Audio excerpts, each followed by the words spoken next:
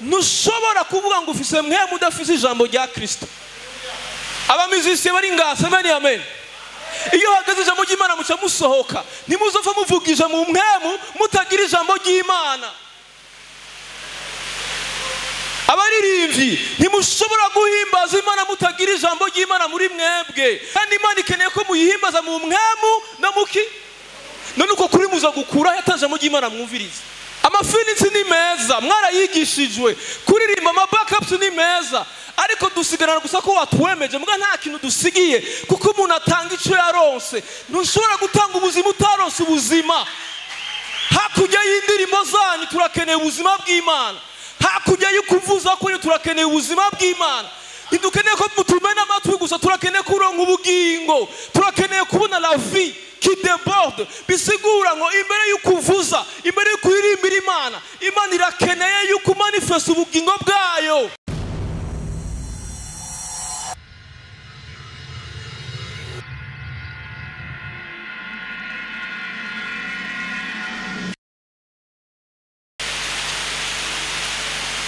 Yohana igice cya 4 kuva ku murongo wa 19 haravuga ngo uno mugore aramubwira ati mugenzi, ndabona kuri umuntu avugishwa n'Imana. Basogokuruza bacu basengera kuri uyu musozi, ariko mweho mugira ngo Yerusalemu niho hantu hakwiye gusengerwa. Yesu aramubwira ati nyizera nyina wanje, igihe kija kuza si kuri uyu musozi canke Yerusalemu mudosengera data. Mwebwe musenga ico mutazi, tweho dusenga ico tuzi, kuko gakiza gaturuka mu Bayuda. Ariko igihe kiza kandi kirashitse, niho abasenga b'ukuri bazosengera data mu mwemu no mu kuri, kuko data arondera abamusenga bameze batyo. Dukomera amashi ijambo ry'Imana. Semeni amen. Version y'igifaransa ivuga ngo Dieu cherche ceux qui l'adorent en étant guidés par son esprit et par sa vérité. Hallelujah. Hallelujah. Aba worshipers bari muri kino kibanza, hallelujah. Turi kumwe. Icyo Imana yifuza nuko muyadoha. Mu gifaransa bavuze adorer, kuko kuadora no gusenga nico kimwe. Mwari mubizi adoration n'isengesho nico kimwe. Mugabo icyo Imana yifuza ko tuyadoha muki. Oya mwabisimbye mu mwemu no mukuri. Turi kumwe. Yesu yavuze ayo majambo kubera ko yundi muntu yarahejeje kumubwira iby'imisozi. Gusa no musa abantu hari abantu bakivuga imisozi, bazi ko kuadora Imana no kuba mu kibanza runaka no kuduga imisozi ni mu rubanza runaka. Ntitwadorera Imana muri kino kibanza, ntitwadorera Imana hajya usengera, ntitwadorera Imana mu misozi, ahubwo twadorera Imana mu bintu bibiri. Twadorera Imana mu mwemu no mukuri. Igihe carahindutse. Turi kumwe. Semeni amen. Turacari kumwe. Nukuvuga ngo urukura worshiping Imana rero, utagira mwemu, utagira ukuri, ntushobora guhimbaza Imana. Ndabisubiramo. Guhimbaza Imana atari mwema kurongoye kandi udafise ukuri kw'ijambo ryayo, ntushobora guhimbaza Imana. Semeni amen. Hallelujah. Hallelujah. Umurongo wa 24 uvuga ngo Imana ni mwemu, kandi abayisenga bakwiye kuyisenga mu mwemu no mu kuri. Hallelujah. Bwana Yesu asifiwe sana. Ndazi ko batwigishije kuririmba, turaririmba neza. Baratwigishije kuvuza inanga, tuyivuza neza. Mugana ngo ndababwire abantu bose baje muri kino kibanza, nyaba mwaje kuvuza umuziki gusa no kuririmba gusa, pole sana. Pole sana. Ntitwaje muri show, ntituri muri night club nga, ahubwo twaje kuadora Imana. Na kuadora Imana umuntu yadora gute? Ikibazo. Semeni amen. Hallelujah. Ndawa mungumiriza amajambo abiri, imwemu n'ukuri. Hallelujah. Imwemu rero ni iki? Ko tuma tuvuga imwemu, ibintu byose by'imwemu, abanyamwemu. Hallelujah. Imwemu ni iki? Yohana 6:33. Yohani gatandatu amaverse murayandika muraza gusoma je ndabasomera. Yohani gatandatu 33 avuga ngo impemu nizo zitera ubugingo umubiri wacu maze amajambo babwiye ni impemu n'ubugingo. Semeni ya mbere abantu benshi turakunda kuririmba Imana dukoresheje umubiri. Ndabasaba mugende kuri 6:63 Yohana 6:63 abantu benshi turaririmba Imana tukavugiriza Imana tugakoresha umubiri gusa. Nukuvuga ngo tukiriko turaririmba, tukiriko turavuga, tukiriko turavuza, mugabo tukabikoresha umubiri gusa ntaco bimaze imbere y'Imana, kuko ngo umubiri n'ubusa gusa. Ariko Yesu abwira aba bantu arababwira ngo amajambo mbabwiye niyo mpemu n'ubugingo. Bisigura ngo ntushobora kuvuga ngo ufise mpemu udafise ijambo rya Kristo. Abamizisiye bari ngase bani amen. Iyo hagaze ijambo ry'Imana muca musohoka, ntimuzova muvugije mu mpemu mutagira ijambo ry'Imana. Abaririmbyi ntimushobora guhimbaza Imana mutagira ijambo ry'Imana muri mwebwe, kuko iryo jambo niyo mpemu, kandi Imana ikeneye ko muyihimbaza mu mpemu no muki. None uko kuri muza gukura yatajambo ry'Imana mwumviriza. Alo, amafinitsi ni meza mwarayigishijwe, kuririmba amabackups ni meza, ariko dusigarana gusa ko watwemeje muga nta kintu dusigiye, kuko umuntu atanga ico yaronse. Ntushobora gutanga ubuzima utaronse ubuzima. Hakurya y'indirimo zanyu turakeneye ubuzima bw'Imana, hakurya y'ukuvuza ko turakeneye ubuzima bw'Imana. Ntidukeneye ko mutumena amatwi gusa, turakeneye kuronka ubugingo, turakeneye kubona la vie qui déborde. Bisigura ngo imbere y'ukuvuza, imbere y'ukuririmba Imana, Imana irakeneye yuko manifesta ubugingo bwayo. Imwemu nizo zitera ubugingo, umubiri ntacu maze. Amaskills murayafise, amatara murayafise, impano murazifise, mugabo nizo umubiri gusa. Murakeneye ubugingo. Ubwo bugingo nabwo buva he? Ku ijambo rya Kristo. Semeni amen. Hallelujah. Bwana Yesu asifiwe sana. Hallelujah. Bwana Yesu asifiwe. Birumvikana nukuvuga ngo Imana simo butu. Imana ntikeneye yukuza ngo uyivugirize nkaho umenga nifise abayivugiriza. Abaserafi n'abakerubi bahora bavugiriza Imana. Mwabyumvise? Imana simo butu nkaho umenga yabuza abantu bayiririmbira, ikeneye kuyiririmbira ngo iryoherwe. Oya oya oya. Uyu mugora mu bitahane mu mitima yanyu, yuko Imana niba impressionné no kuyiririmbira cyangwa no kuyivugiriza.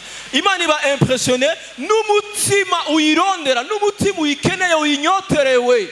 Ba Kristo, iki ni gihe rero nkuko Yesu yabwiye ujya mugore, namwe ndababwira, iki ni gihe cyuko tuva mu guhimbaza kw'idini, mu guhimbaza kw'akamenyero, mu guhimbaza traditionnel. Ifo ko twinjira mu guhimbaza Imana yemera. Hallelujah. Bwana Yesu asifiwe sana. Imwemu n'ubugingo. Semeni amen. Hallelujah. Ntushobora guhimbaza Imana udafise ibintu bibiri, imwemu n'ukuri. Muti kubera iki? Ijambo ry'Imana, ijambo rya Kristo, ubutumwa bwiza ngo nibwo bwatuvyaye ubwa kabiri, ngo n'urubuto rutabora. Hallelujah. Twavyawe n'imbuto itabora, ari ryo jambo ry'ubutumwa bwiza. Rimaze kutuvyara ubwa kabiri dushika imwemu, nkuko n'Imana nayo ari iki? Ari imwemu. Uwo muntu wenyene yavyawe ubwa kabiri niwe ashobora guhimbaza Imana mu mwemu wenyene. Semeni amen. Ushobora kuba umaze muri korari imyaka 20 ntaco bivuze. Urashobora kumara imyaka 20 uri mu ishengero, uri muri korare, uri pasitori, uri profete, kandi utarugera uronka mwemu yera. Muti gute? Kubera kuko batwigishije mwemu yera, si ku ijambo ry'Imana rivuga mwemu yera. Batwigishije mwemu yera, l'évidence de l'esprit, ngo mu gukora ibitangaza. Batwigishije mwemu yera mu kuvuga mu ndimi, urabababashi lorororo.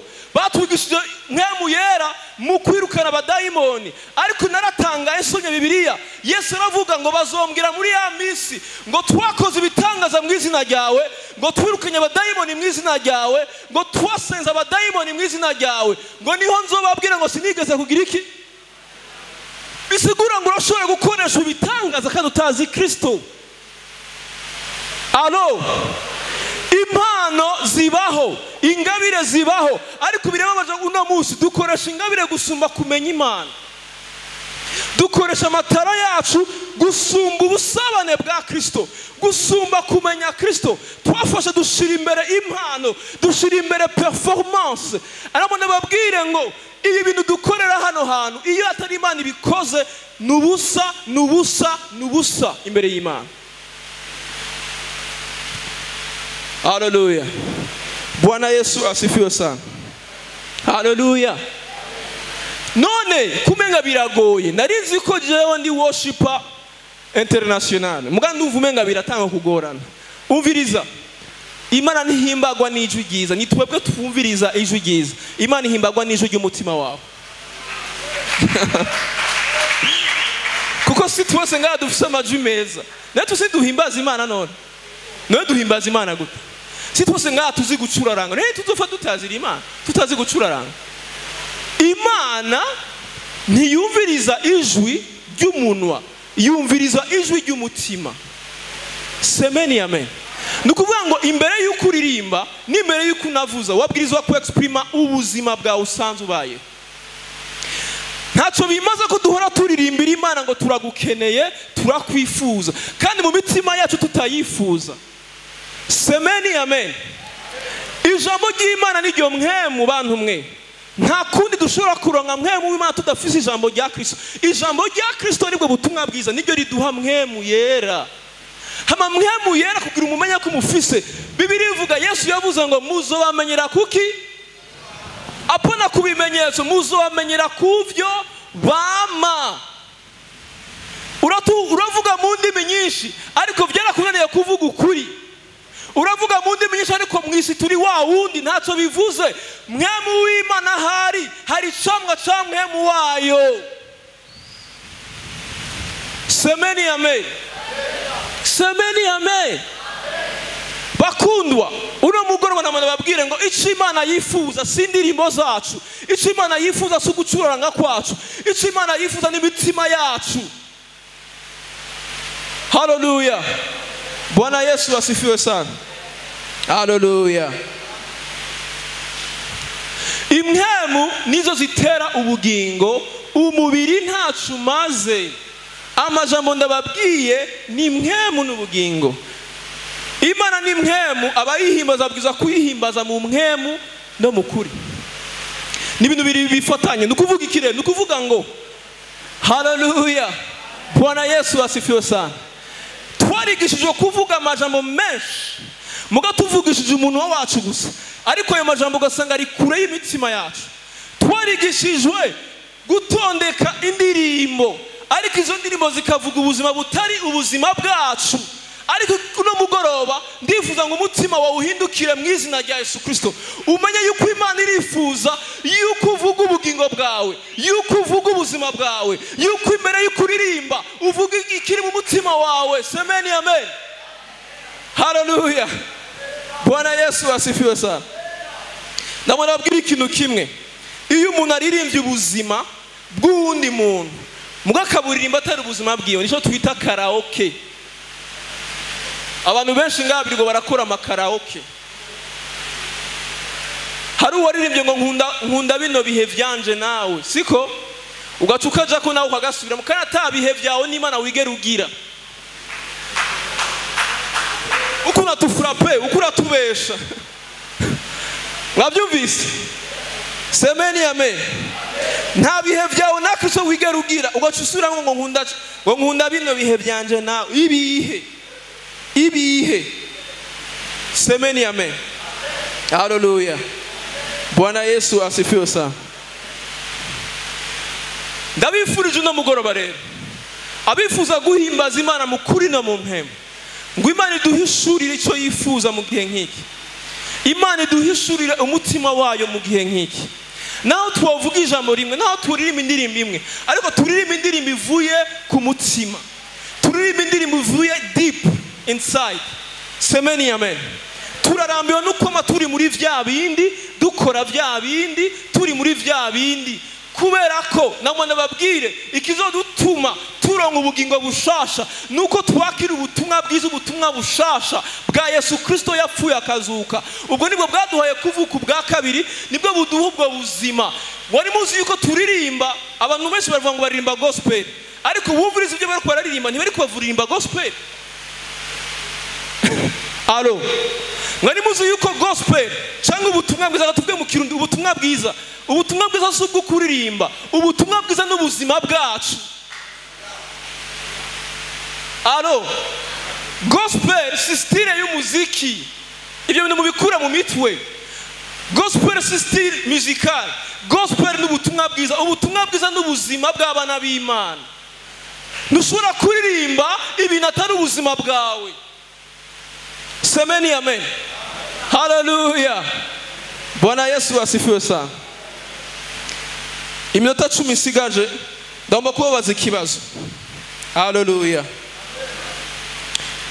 Tuje mu Baheburayo. Abaheburayo igice c'10 ndibaza umurongo wa 5. Igice c'10 umurongo no wa 5. Hallelujah. Ndabibariza ikibazo. Hallelujah. Haraho mwigeze mubona Yesu aririmba canka avuza? Haraho mumaze gusoma Yesu aririmba? Mwarabonye timu ya Yesu? Bende ya Yesu hari umuntu ayizi? Ko mutanyishura? Nenda baza Yesu yarahimbaje Imana. Il a adoré Imana. Alors comment Jésus a adoré? Question. Ikibazo. Ngoma ndabereke yuko twarihenze ubuzima bwacu bwose. Concentration yacu twayishiza hatariho. Bino bintu biradufasha. Mugabo hari ikintu kibanziriza niyo tutakironka, ibi azoba ari distraction, azoba ari entertainment nk'izabandi bose. Azoba ari show gusa. Hari ikintu kibanziriza imbere y'umuziki, imbere y'ijwi, imbere ya music, imbere y'ukuririmba. Hari ikintu kibanziriza. Semeni amen. Hallelujah.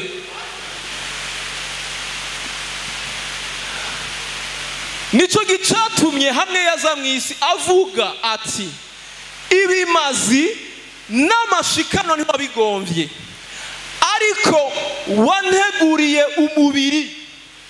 Semeni amen. Ikimazi cyangwa ishikanwa Yesu yatanze imbere y'Imana, yatanze umubiri wiwe kubwanje nawe, ngumanyagugwe kubw'ivyaha byanje nawe. Mwabyumvise?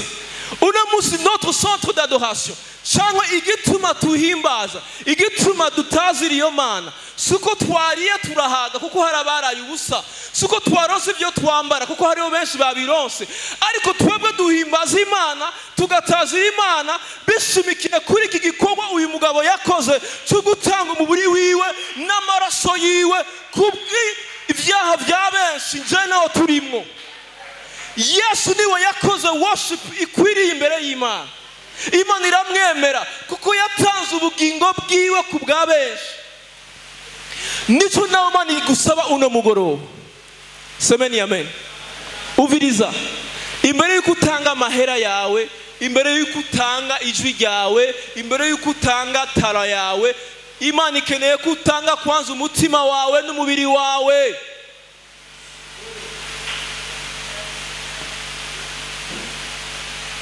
Biroroshe kuvuza mu kibera huko wishakiye. Biroroshe kuririmba heje kurimba ugakura ibyo wishakiye. Muga biragoye gutanga umubiri wawe n'umutima wawe. Muga namone babwire ngo nyiba mutigeze muvyumva ntaco bimaze kuvuza kuririmba utaraha ubugingo bwawe Yesu Kristo. Semeni amen. Hallelujah. Hallelujah. urakeneye guhimbaza Imana mu kuri no mu mpemu. Ntushobora kugera kuri urwo rwego utarihereza umwami w'abami. Haleluya. Ndabizi ko urubiririmba kenshi mu ndirimbo ngo I surrender all, ariko ntiwigera usurrenderinga byose. Hari ibyo muwisigarije, ariko uno mugoroba ndabifurije kugira ngo uyu mutima tuwugire mu mitima yacu. Nta muntu umwe aza guhamagara hano hantu, ariko wowe aho wicaye mu mutima wawe, urabe mu bugingo bwawe, urabe mu buzima bwawe, urabe kudahasanzwe ugira karaoke cyangwa uhora ugira worship, ariko icyo Imana yifuza uno mugoroba, semeni amen. Haleluya. Umuntu wese yaje muri kino kibanza, ndabifurije ko dushiftinga tuve mu bintu bya kera tuje muri bishasha Imana yifuza mu buzima bwacu. Haleluya. Haleluya. Nabona babwira ikintu kimwe, nitubana dukoresha umubiri gusa, nitubana dukoresha ingufu zacu gusa, tuzokorera Imana. Ariko turifuza igihe nk'iki yuko tudakorera Imana, ahubwo dukoreshwa n'Imana. Ni ibintu bibiri bitandukanye. Iyo ukorera Imana uraruha, ukora mu nguvu zawe, ukora ku bw'icubero cawe, ariko Imana igukoresheje mwemu wa yakuzuye, aragukoresha ibyuhizi, akagukoresha nturuha. Semeni amen. Igihe cyo gukorera Imana cyararenganye, turi mu gihe cyo gukoreshwa n'Imana. Semeni amen. Iki ni igihe cy'uko duhagarika kwirimbira Imana, ahubwo Imana iririmbire muri twebwe. Semeni amen. Ni yindi level, ariko ababyifuza birahari, yarabiduhaye. Yaduhaye ijambo ryayo. Semeni amen. Yaduhaye mwemu wayo, kubera ko turuha, kubera ko twiruhisha. Semeni amen. Haleluya. Bwana Yesu asifiwe sana. Iri jambo ndari bifurije mpamagara abantu baze hano, abampaye ijambo kuko sigaranye iminota 3. Semeni amen. Haleluya. Nta numwe ndibuhamagare muri kino kibanza, nta numwe, ariko iri jambo ritahana. Semeni amen. Imana yifuza kuyikorera, Imana irifuza gukorera muri wewe. Nimutange imibiri yanyu nk'ibimazi vyejejwe imbere y'Imana. Ngo sera votre raisonnable culte. Nukuvuga ngo culte Imana yemera imbere y'Imana ni mu gihe uri kuratanga umubiri wawe. Mwabyumvise? Culte si bituruko turakora nga. Uri ngaho utari kuratanga umubiri wawe n'ubugingo bwawe kubwa Kristo, ntacyo uri kurakora. Mwabyumvise? Ba Kristo, tuve muri show, tuve muri entertainment, sivyo turimwo twebwe. Turi muco Kristo yaduhamagariye. Kristo nawe aduhamagarira iki? Nkuko yatanze ubugingo bwe, natwe dutanga ubugingo bwacu ku bwa benshi. Haleluya. Indirimbo ziraryoshe nivyo, turaziririmba nivyo, ariko hakurya y'izo ndirimbo turakeneye ubuzima buba manifeste. Haleluya. Bwana Yesu asifiwe sana. Ndabifurije kubaho ubuzima bw'Imana, ndabifurije kubaho ubuzima bwa Kristo, ndabifurije kudatakaza umwanya muri uko mukorera mu mubiri, ariko mwihereze Kristo abakoresha iby'imwemu. Semeni amen. Ndabifurije ubuzima bw'Imana. Haleluya. Bwana Yesu asifiwe sana. Ndabifurije kurongorwa na mwemu, ndabifurije kurongorwa na mwemu, ndabifurije ukuri kw'ijambo ry'Imana mu buzima bwanyu. Ijambo rya Kristo ribe muri mwebwe rigwiriye, rifise ubwenge bwose, niho muzoshobora guhimbaza Imana mu kuri no mu mwemu. Imana ibahezagire cyane, mubarikiwe sana.